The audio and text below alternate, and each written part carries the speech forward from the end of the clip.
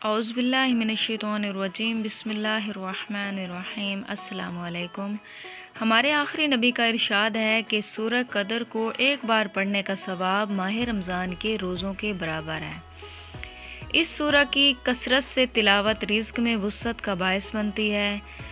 امام زین العابدین کا ارشاد ہے کہ کوئی سواری پر سوار ہوتے وقت پڑھے گا تو اس کے لیے موجب سلامتی ہے۔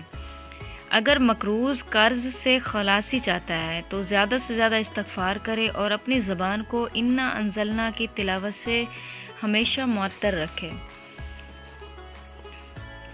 امام محمد تقی کا فرمان ہے، اگر کوئی اس سورہ کو بعد نماز عصر 10 مرتبہ پڑھے گا تو اس کے تمام خلائق کے برابر ثواب ملے گا۔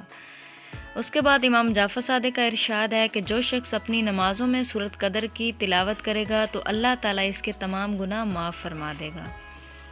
حضرت امام محمد باقر کا فرمان ہے، جو شخص سورہ قدر کو بآواز بلند پڑھے تو وہ ایسے ہوگا جیسے بے نیام تلوار سے اللہ کی راہ میں جہاد کر رہا ہو۔ جو اس سورہ کو آہستہ پڑھے گا تو وہ ایسے ہوگا جیسے اللہ کی راہ میں اپنے خون میں ڈوبا ہوا ہو۔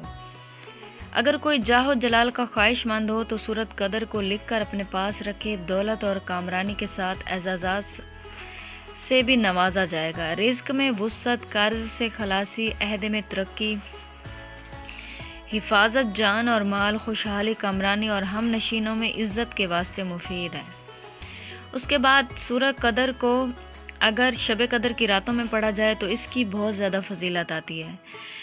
اس کی ہم تلاوت کریں گے۔ بسم اللہ الرحمن الرحیم۔ انا انزلناہ فی لیلۃ القدر وما ادراک ما لیلۃ القدر لیلۃ القدر خیر من الف شہر تنزل الملائکۃ والروح فیہا باذن ربہم من کل امر سلام ہی حتی مطلع الفجر۔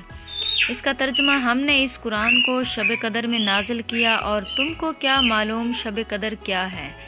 شب قدر 1000 مہینوں سے بہتر ہے۔ اس رات میں فرشتے اور جبرائیل ہر بات کا حکم لے کر اپنے پروردگار کے حکم سے نازل ہوتے ہیں اور یہ رات صبح کے طلوع ہونے تک سراسر سلامتی ہے۔